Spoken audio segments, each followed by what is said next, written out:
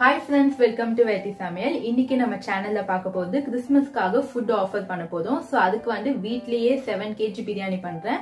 So இந்த 7 kg பிரியாணிக்கு எவ்வளவு வந்து மெஷர்மென்ட்ஸ், நெக்ஸ்ட் அதுக்கு எவ்வளவு செலவாச்சு அதெல்லாம் வந்து நம்ம வீடியோக்குள்ள ஸ்டெப் பை ஸ்டெப்பா பார்க்கலாம். வாங்க வீடியோக்குள்ள போகலாம்.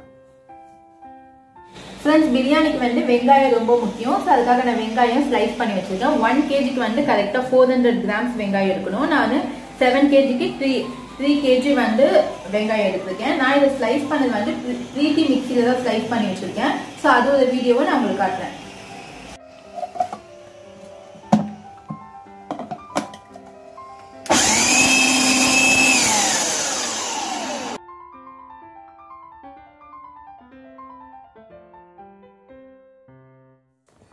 ஃப்ரெண்ட்ஸ், 10 கிலோ பிரியாணி பாத்திரம் எடுத்துருக்கேன். 10 கிலோ பிரியாணி பாத்திரத்தில் நம்ம 7 கிலோ பிரியாணி தான் பண்ண போதும். 7 கிலோ பிரியாணிக்கு எண்ணெய் வந்து நான் 2 லிட்டரும், நெய் வந்து ஒரு 200 கிராமும் சேர்த்துருக்கேன். இப்போது பிரியாணிக்கு வேண்டிய பட்டை, லவங்கம், ஏலக்காய், நெக்ஸ்ட்டு வந்து கடல் பாசி, பிரிஞ்சி இலை, ஸ்டாரு, மராட்டி முக்கு, சோம்பு இதெல்லாம் நம்ம ஆட் பண்ணிடலாம்.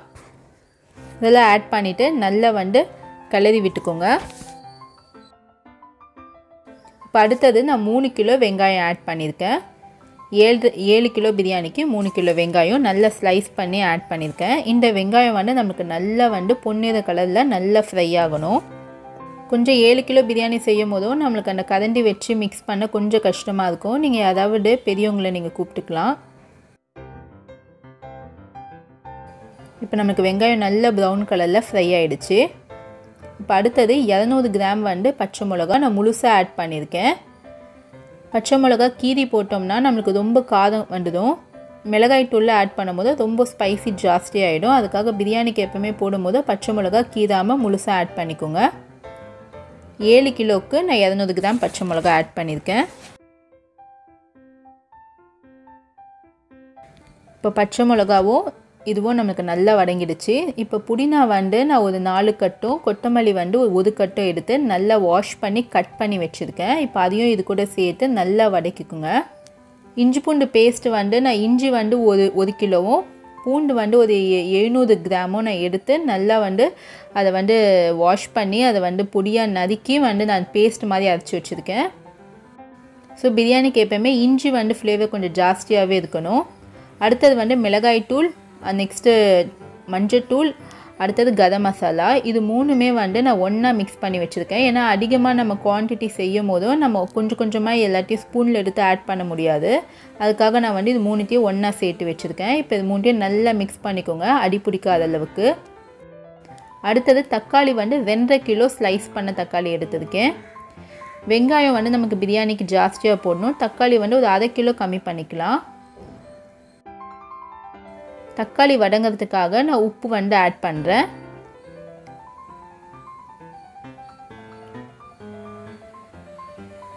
இப்போ இந்த தக்காளி வெங்காயம் எல்லாம் மிக்ஸ் பண்ணிக்கலாம். இல்லை ஒரு கிரேவி பதத்துக்கு நம்மளுக்கு வந்ததுக்கு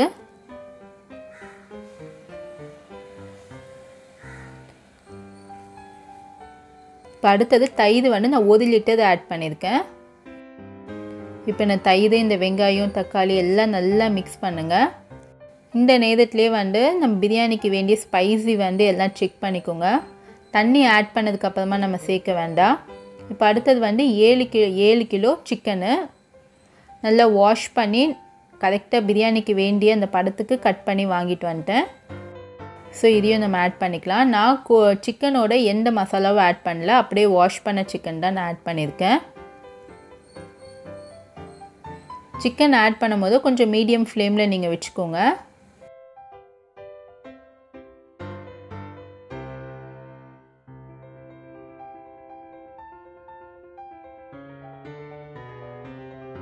இப்போ நம்ம மூடி போட்டு ஒரு 15 நிமிஷம் சிக்கனுக்கு வேக்காடு விடலாம். நான் எந்த தண்ணியும் ஆட் பண்ணல.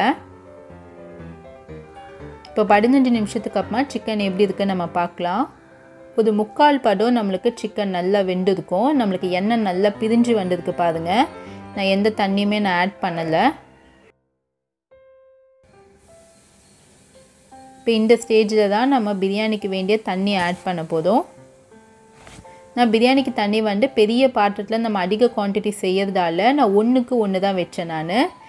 ஸோ 7 கிலோவுக்கு வந்து நான் எவ்வளோ மெஷர்மெண்ட் பண்ணணும் அரிசியை அதே இதில் நான் 1க்கு 1 தான் வச்சேன். இப்போ வந்து எப்போவுமே நான் 1க்கு 1.5 வைப்பேன். இப்போ பெரிய பாத்திரத்தில் செய்யறதால 1க்கு 1 வச்சுக்கலாம். அப்போ தான் நமக்கு பர்ஃபெக்டாக வரும். நான் சுடு தண்ணி தான் ஆட் பண்ணியிருக்கேன். இப்போ நமக்கு தண்ணி வந்து நல்லா கொதிச்சிடுச்சு. இப்போ இந்த ஸ்டேஜில் நம்ம ஊற வச்சு அரிசி ஆட் பண்ணிடலாம். நான் பாஸ்மதி ரைஸ் வந்து ஒரு அரை மணி நேரம் தான் ஊற வச்சேன். அதுக்கு மேலே வேணாம். அதுக்கு மேலே ஊற வச்சோம்னா நமக்கு அரிசி வந்து உடையிறதுக்கு வாய்ப்புகள் இருக்குது. இப்போ அரிசியை ஆட் பண்ணிவிட்டு நல்லா வந்து அது அரிசி உடையாத அளவுக்கு கீழ்பாகத்துலேருந்து லைட்டாக மிக்ஸ் பண்ணி விடுங்க. இப்போ நம்ம மூடி போட்டு இது ஒரு 15 நிமிஷம் நம்ம வேக விடலாம். ஒரு 15 நிமிஷத்துக்கு அப்புறமா பார்த்திங்கன்னா நம்மளுக்கு தண்ணி வந்து பாதி பாகம் நல்லா இழுத்துக்குச்சு. இப்போது 3/4% நமக்கு நல்லா வெந்திருக்கு. இப்போ இந்த ஸ்டேஜில் நான் டம் போடுறதுக்கு நான் கொட்டாங்குச்சியில் நெருப்பு வச்சு நான் டம் போட்டேன். டம் அடுத்ததும் ஒரு 15 நிமிஷம் டம் போட்டால் போதும்.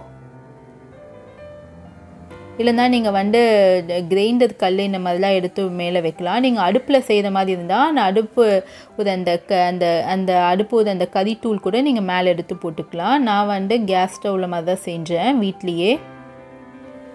இப்போ நம்ம 15 நிமிஷத்துக்கு அப்புறமா பிரியாணி ஓப்பன் பண்ணி பார்க்கலாம். நல்லா கமகமன் ஸ்மெல் வந்துச்சு பிரியாணி. அரிசி கூட நம்மளுக்கு உதிரியாக இருக்குது பாருங்கள். ரொம்ப நல்ல டேஸ்ட்டாக இருந்துச்சு பிரியாணி. ஸோ நாங்கள் வந்து பேக் பண்ணிகிட்ருக்கோம் எல்லாருக்கும் ஃபுட் ஆஃபர் பண்ணுறதுக்காக.